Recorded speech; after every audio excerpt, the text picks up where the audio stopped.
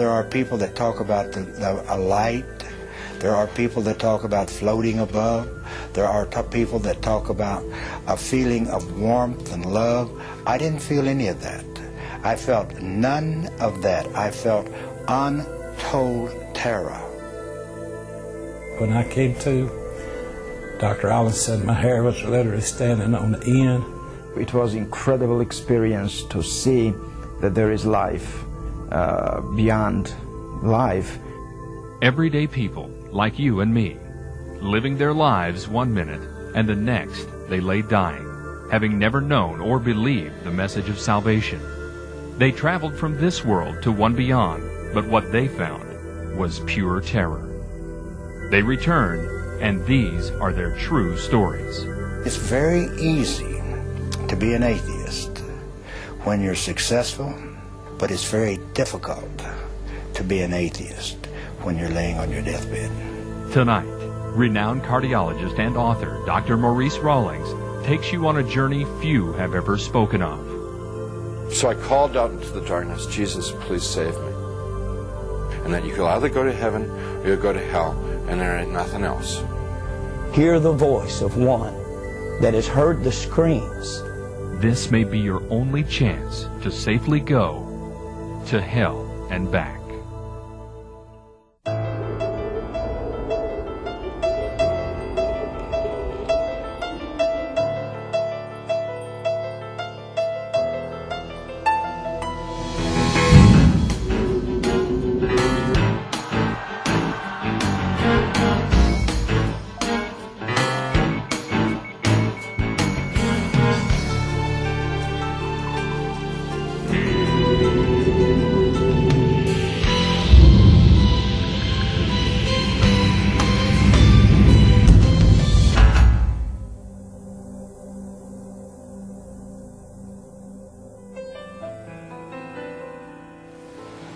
This is an experiment on life after death. All through history, man has predicted life after death. All Bibles are based on life after death, all religions. But where are they? Who's come back to show us there's life after death? But now, through modern resuscitation methods, bringing the heart back, bringing breathing back, you and I can now bring a whole population of people back to talk to us about what's on the other side of death. See what you believe in some of these cases that we're going to present. The good ones are a dime a dozen because people love to tell about this wonderful experience after I died and I came back. The hell experiences are embarrassing. It's an F on the report card, a slap in the face. But we have some cases we're going to present tonight that tell you about their own hell experiences so that you won't go where they went. Now, what all this is based upon is teaching you, which we will later in the program, how to restart the heart, restart breathing on someone who has recently clinically died. Notice that death is reversible. You have 4 minutes survival time of the brain cells without blood flow before rigor mortis sets in, true death sets in, where resurrection is required. Something man can't do. We can do resuscitation, something God has permitted us to do. And how many hell experiences have had salvation on the floor, conversion on the floor, and only remember the good experiences to report?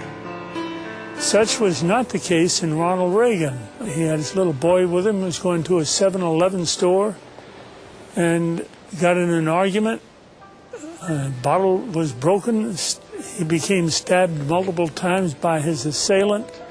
And then the rest of the story we're going to present to you on film. In 1972, my life was broken. I was a drug addict. I was a criminal. My family was broken. My wife had filed for divorce a couple of times. My children were afraid of me. I really couldn't hold a job. My mental state was terrible. And it was in that frame of life that I took my 6-year-old son one night and went down to a little market going inside to purchase some things. And on the way in to that market, I met a gentleman coming out the door, and an argument erupted. And before I knew it, I had just hit him, knocked him down, and he fell into a stack of bottles. The bottles bursted, and immediately he leaped up with a broken bottle and began to stab at me. I lifted my left arm to try to stop the blow, and the bottle actually severed the biceps muscle, the major arteries in my arm, and I was bleeding to death in just a matter of seconds. But full of anger and hatred and rage, I kept fighting and kept bleeding. My little son was screaming. He was hysterical. But the man that ran the store came over and said, if you don't get to a hospital, you'll bleed to death in just a few minutes. So he actually took me in my own automobile to the hospital, and when we entered the emergency room, I was barely conscious. And as the medical attendants began to work on me, I could hear their voices, and I could hear them saying, "We can't help him. He'll have to be transported to another hospital. Probably will lose the arm."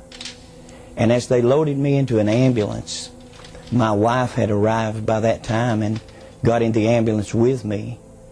But as they pulled out of the parking lot of that hospital, a young paramedic looked down into my face, and I could barely see him. I was so weak. But he said, "Sir, you need Jesus Christ." And I didn't know Jesus. I didn't know what he was talking about. So my reaction to that was to begin cursing. And again, he stated to me, "You need Jesus." And as he was talking to me, it appeared like the ambulance literally exploded in flames.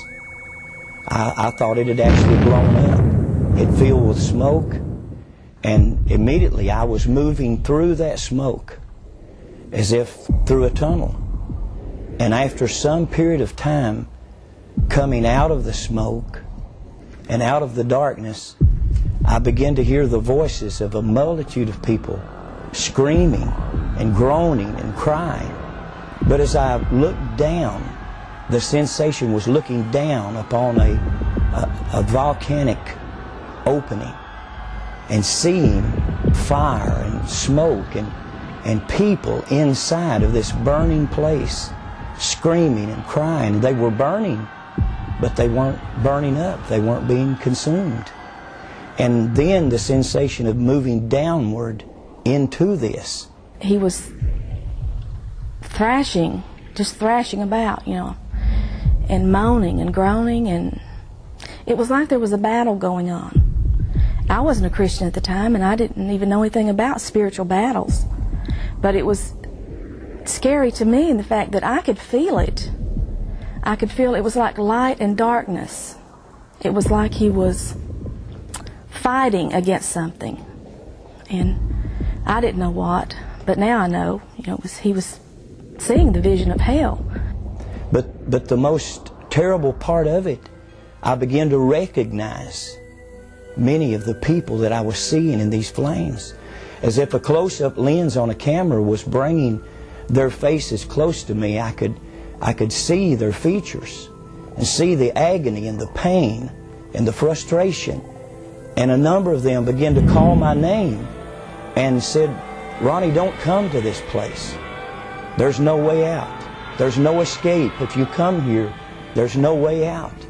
And I looked into the faces of one that had died in a robbery attempt, who had been shot to death and bled to death on the sidewalk.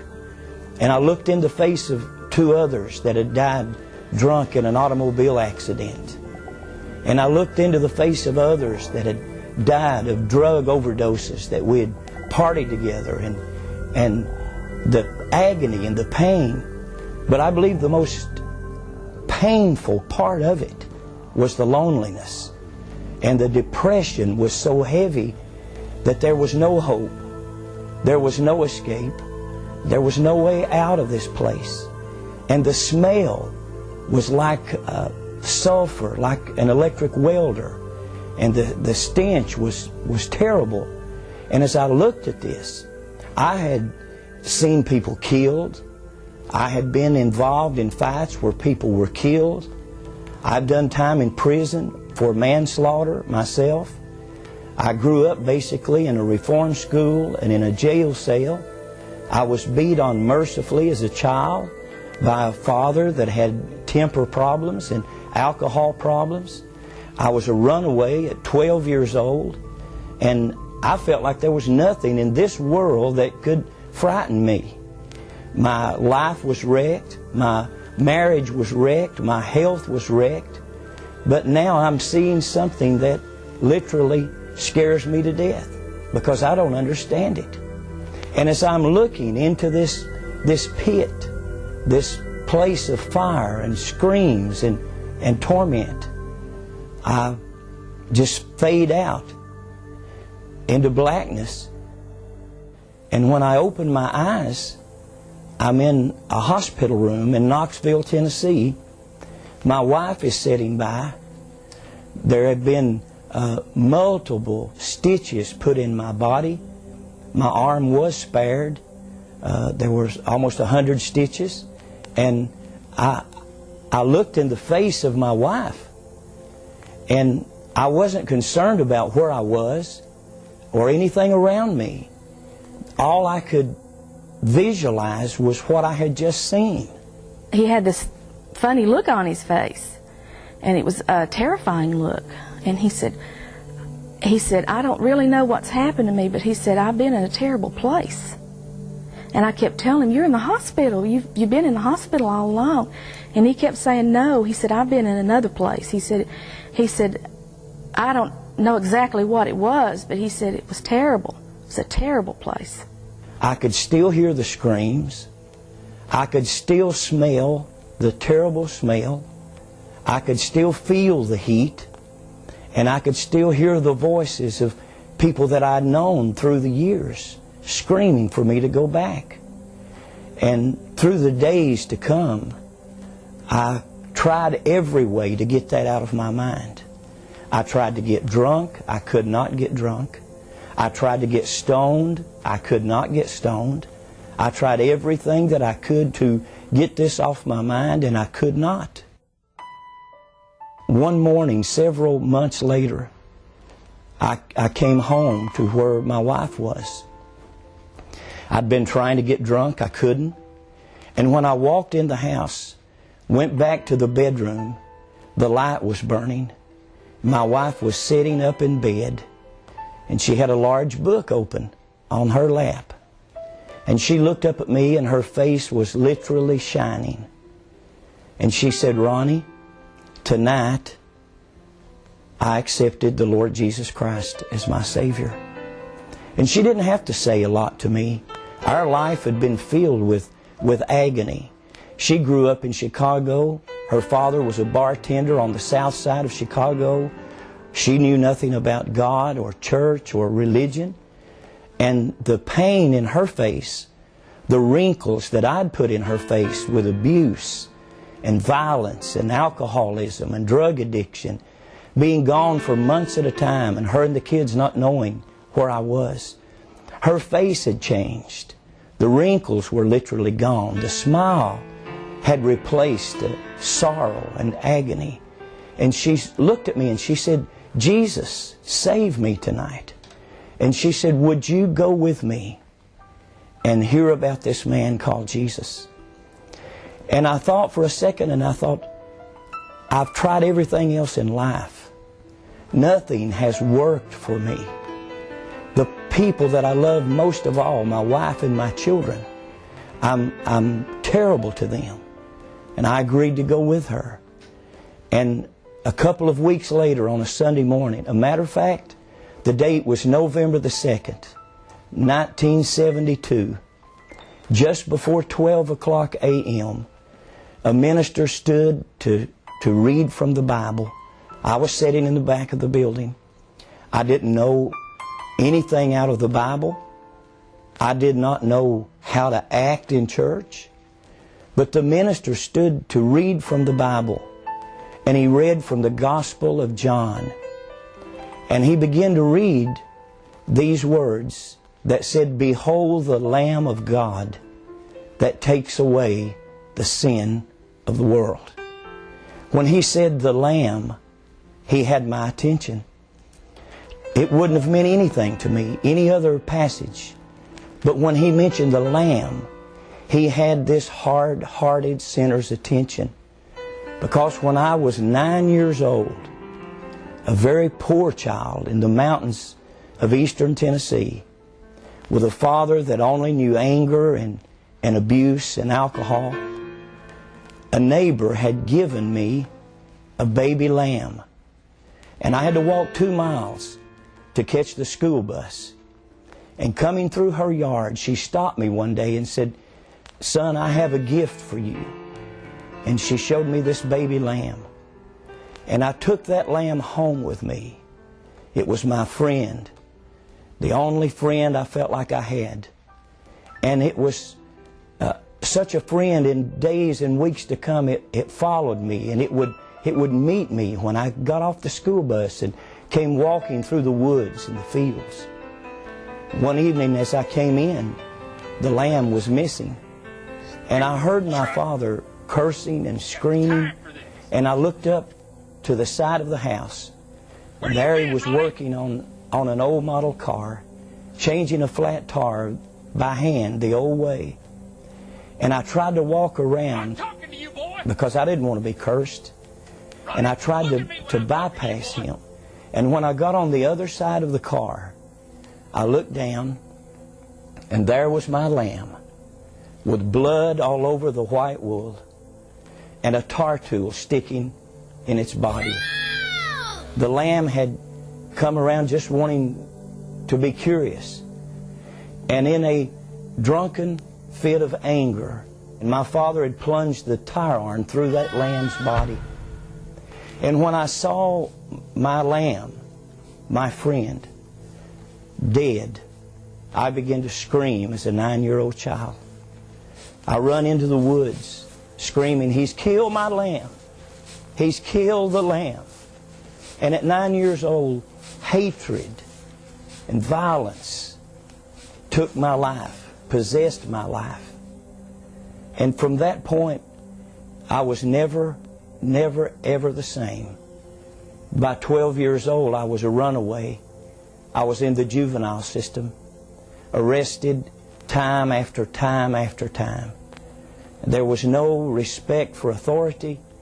I hated anyone that represented authority over me. And by the time I was 15 years old, I had been in jail for car theft, for stealing, and at 15 years old, I was sentenced for manslaughter, involved in a car accident that had taken life and crippled others for life. Wondering at that time if life ever would hold anything for me. But when that minister mentioned the Lamb, he had my attention. And he said, Jesus Christ is God's Lamb. And he died and he shed his blood that whosoever will could have a new start, could be forgiven, could start over. That morning, as I stood to try to leave the building, I thought, I don't want anybody to see me cry. I've not cried since I was 9 years old. I'm not afraid of any living thing on this earth, and no one's going to see me cry. But I turned to leave, but I started down the aisle toward the front of that building. And my prayer was this. I didn't know the sinner's prayer. I didn't know the Roman road of salvation. But my prayer was this. God, if you exist, and Jesus, if you are God's Lamb, please, please kill me or cure me. I don't want to live anymore. I'm not a husband. I'm not a father. I'm no good. And at that instant, It was like the darkness and the blackness left my life, and the tears began to flow. And for the first time since I was 9 years old, the tears did run, and the guilt left my life, and the violence and the anger and the hatred left my life, and Jesus Christ became Lord and Savior of my life that morning. And since that time, I didn't know what would happen, but God healed my mind, my memory. The drug addiction, the alcoholism was instantaneously gone, delivered. And from that moment, I knew that I had to tell the story of what had happened to me. My life was only spared to tell others about the place that I had seen and the hope of Jesus Christ to save mankind from this terrible fate. Here we are again, wondering whether hell is for the bad guys or the good guys. I'd like to introduce the subjects OBE, NDE. You know what clinical death is, where heart stops, breathing stops, and we start life again, restart the breathing in the heart. They come from death back to life, a reversible situation before rigor mortis sets in. Out-of-the-body experiences and near-death experiences are entirely different. Near-death experience, I hold a gun up at you and say, give me your money. You may get scared to death, but that's a near-death experience. But you didn't come anywhere near dying. Almost near-crash auto accident. That's a near-death experience, but nothing involving stopping the heart, stopping breathing. And yet, most of the authors that write these books are including NDEs and OBEs with clinical death. We're just investigating clinical death, where people actually die and come back. Now, out-of-the-body experiences is a way to get there without dying. How'd you like to find out what death feels like without dying? Well, deep hypnosis can get you there. You see your guru over in India and learn the meditation techniques and the correct mantra. You can have chemical hypnosis. You can go scrying with your crystal ball. You can have kundalini, the electrical stimulus of the coiled snake down the base of the spine, the chakral sites, and all of the acupuncture is based upon ways of getting out of the body to experience life beyond the body, separating spirit from the body. This is the definition in the Bible, when the spirit separates from the body, but they're talking about a permanent separation, not a man-made separation. And we, in turn, are talking nothing about NDEs or OBEs. We're talking about clinical death. And this is where the great majority of the people that have true experiences occur. One of the cases we're going to show tonight is Charles McCaig, a 57-year-old mail carrier. He was having chest pain. We took him to the office, put him on a treadmill, and started the treadmill until he got his chest pain again. He was attached to an EKG. The EKG went haywire. We knew he had chest pain. Before we could stop the machine, he dropped dead. Unfortunate. Only 1 in 5,000 do that, so don't be afraid of EKG stress test. But when he dropped dead, he had a very peculiar situation. He convulsed like most people do when they first die, and the heart stops supplying blood to the brain. Eyes rolled up, sputtered, turned blue, stopped breathing. The nurse started IV, I started external heart massage. The strangest thing happened when I would stop resuscitating to put in a pacemaker. When I came to, Dr. Rawlings said my hair was literally standing on the end, and my eyes had already started dilating. And I was absolutely scared to death. I was horrified. My life was what you might call normal. I partied lots.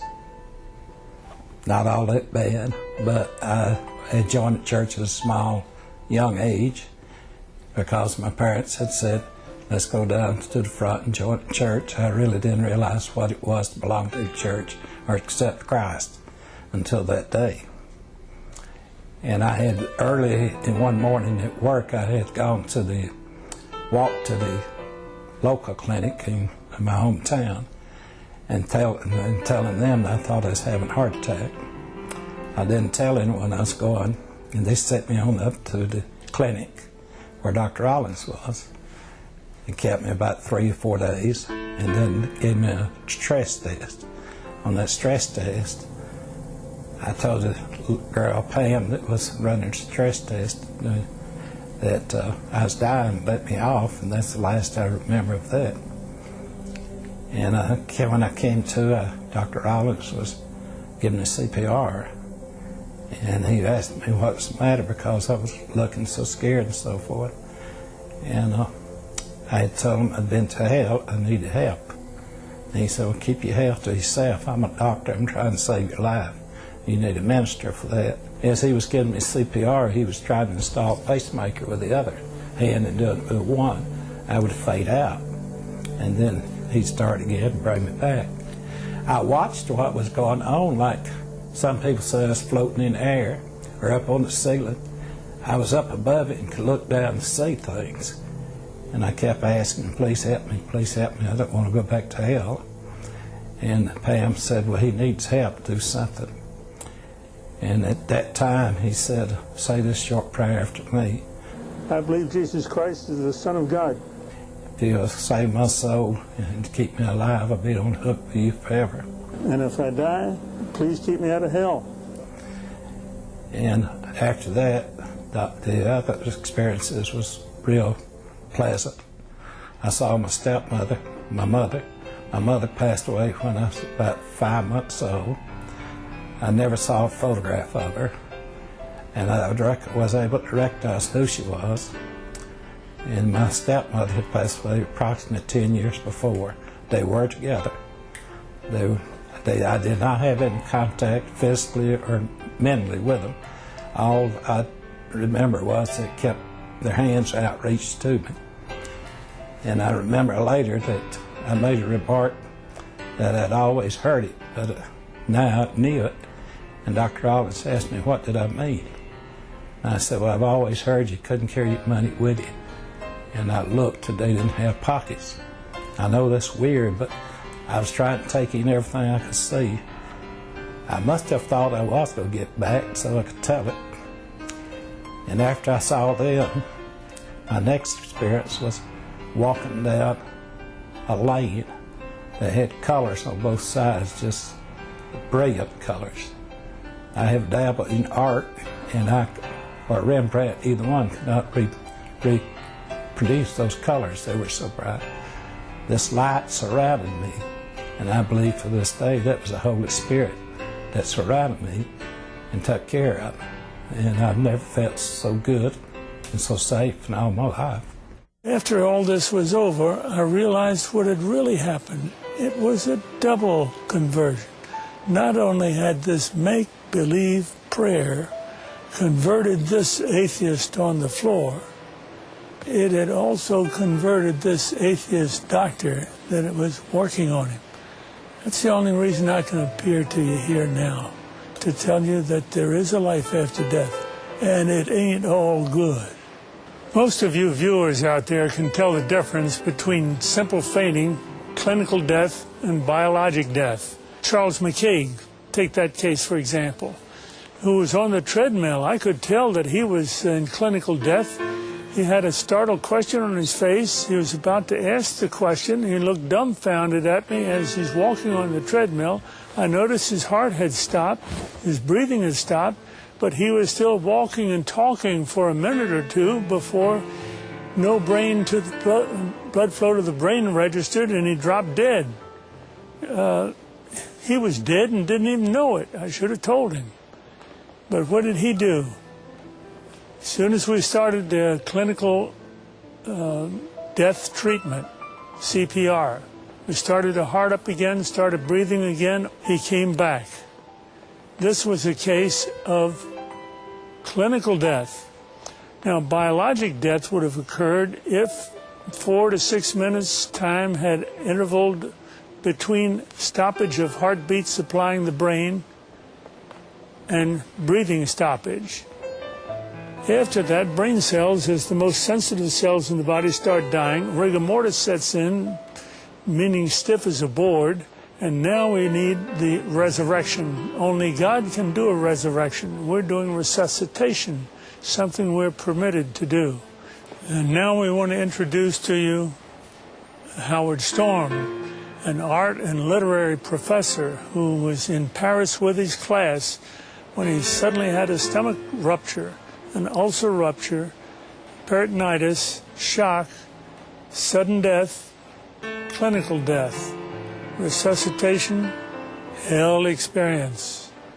I was a 38-year-old college professor, and I taught art, and I had taken a group of students and my wife, and we had gone around Europe, and we had just done a 3-week tour, and this was the next to the last day, and we were in Paris, and at 11 o'clock in the morning I had a perforation of my stomach.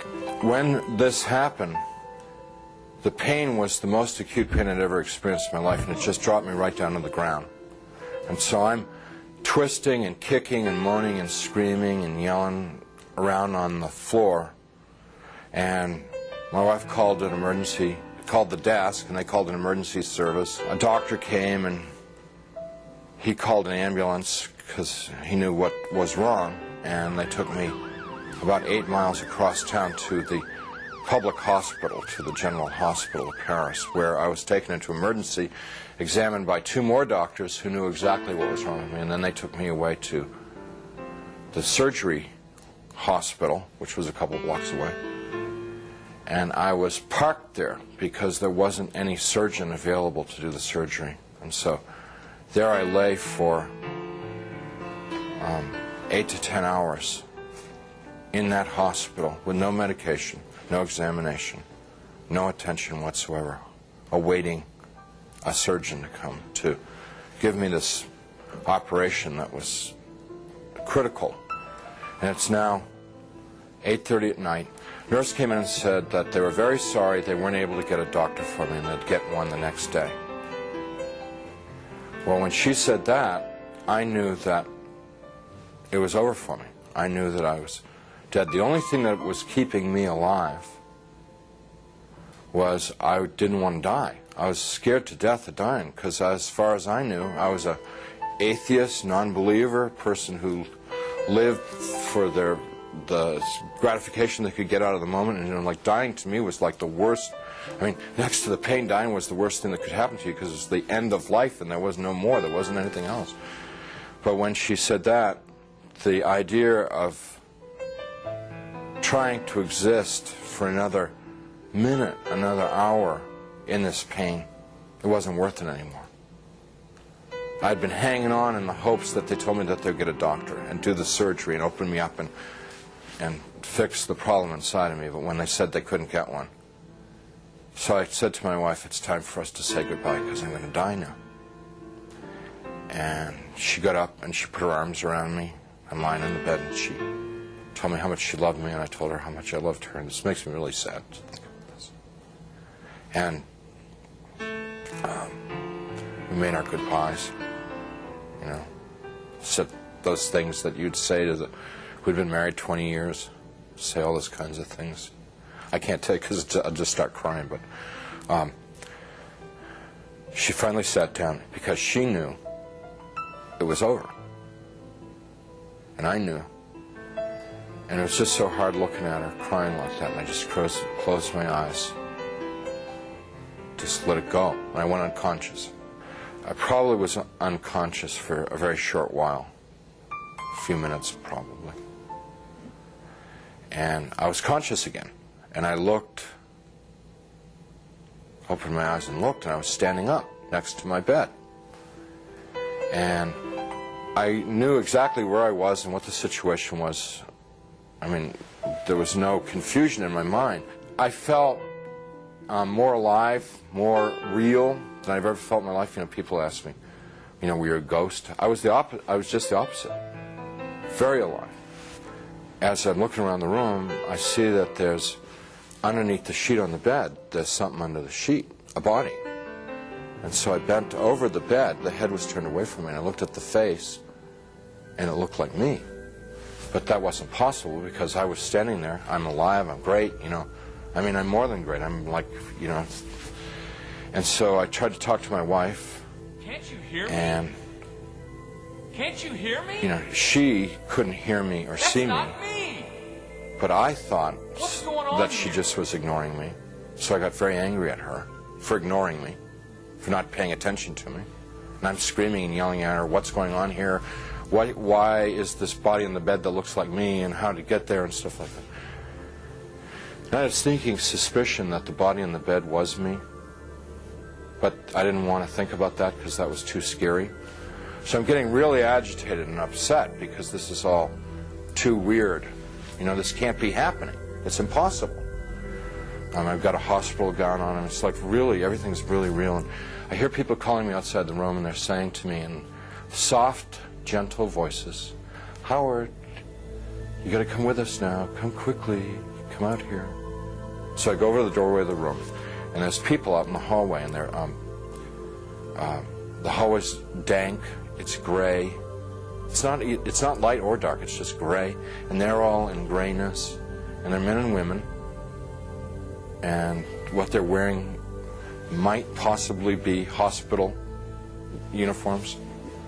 And I asked them if they were from the doctor to take me to the operation. And I told them, I said, I'm really sick and I'm going to have an operation and I'm going to die if I don't get this operation. And I was supposed to have the operation 8 hours ago. And I'm telling them all this stuff. And they're going, well, we understand. You know, you got to come quickly. Howard, come out here. Howard, come quickly. Come with us. Howard, we've been waiting for you. Waiting. I left the room, which was real, clear, bright, and went into the hallway, which was dank and hazy, and followed these people. We had a very long journey. There's no time, and whenever I make a reference to time, it's just an illusion because there was no time in this place. But this journey, if I were to recreate it, I'd have to walk like from Nashville to Louisville or something to recreate the walk with these people. And as we walked, they stayed around me and kept moving me on, and it kept getting darker and darker. They were becoming more and more openly hostile to me. First they were sort of syrupy sweet to get me to go with them, and then when I was going along with them, it was like, hurry up, keep moving, you know, shut up, stop asking questions, you know, they started getting more ugly. And so we get into complete darkness, and I'm absolutely terrified. These people are very hostile, I don't know where I am. I said, I'm not going to go with you any further. They said, you're almost there. And we started to fight. I was trying to get away from them. They were pushing and pulling at me. And there are now a lot of them. What originally had been like a handful now was, since it was darkness, hundreds or thousands. I have no idea. And they're playing with me. You know, clearly they could have just destroyed me if they wanted to. They didn't want to destroy me. What they wanted to do was they wanted to inflict pain on me because they derived, pleasure isn't the right word, but they derived satisfaction out of the pain that I experienced. So what they were doing in the beginning part was, it's real hard for me to talk about, and I'm not going to tell you much about it, just a little bit, because it gets, it just gets too ugly. But initially they were like tearing and biting, tearing with their fingernails, scratching, gouging, ripping, and then biting. Trying to defend myself, trying to fight them off, trying to get away from them, but it's like being in a beehive. There's just hundreds of them all over me. And I eventually was just laying on the ground there, all ripped up, pain everywhere, inside, outside. And even harder to bear than the physical pain was the emotional pain of what had just happened to me. The utter degradation that I just experienced. You know, I never once felt that it was unjust or wrong. I heard my voice. It wasn't somebody else's voice. It wasn't the voice of God or anything. It was my voice. And I heard it speak, but I didn't speak it. So whether it's the voice of my conscience or I don't know what it was. It was just, but I distinctly heard my voice say, pray to God. And so I thought to myself, I don't believe in God. Pray to God. And I'm thinking, even if I could pray, I don't know how to pray anymore. I haven't prayed. And at that time, I probably hadn't prayed in 22, 23 years.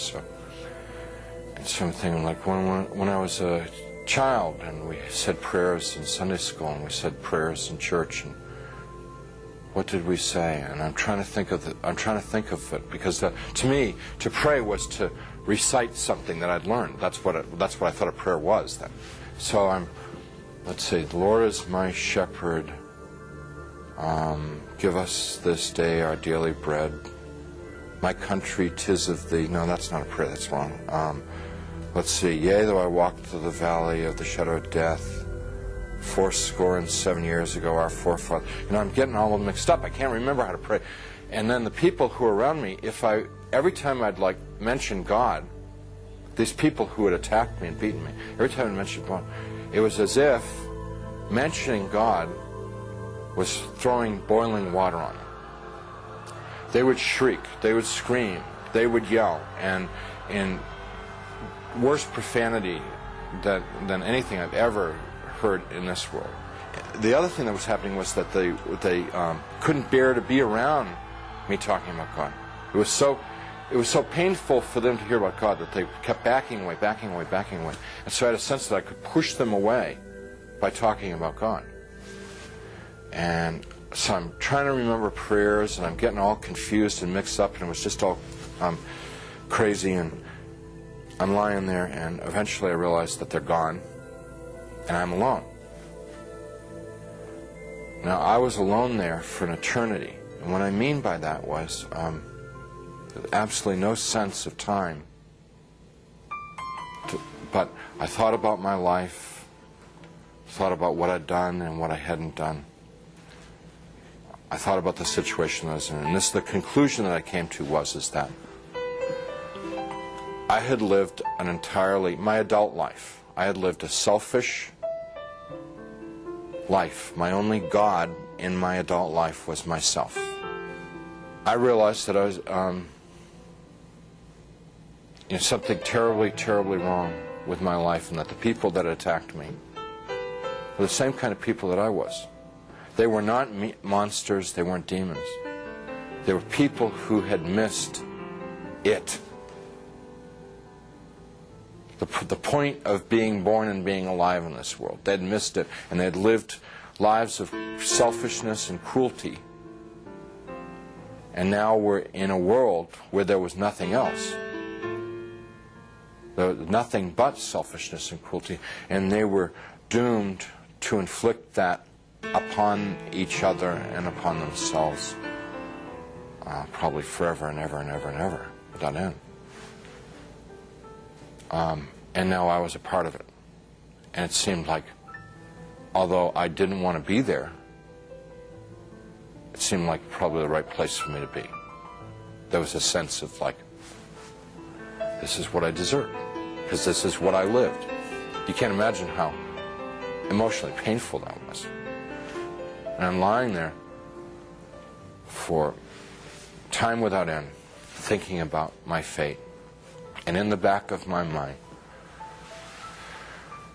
comes up an image of myself as a child,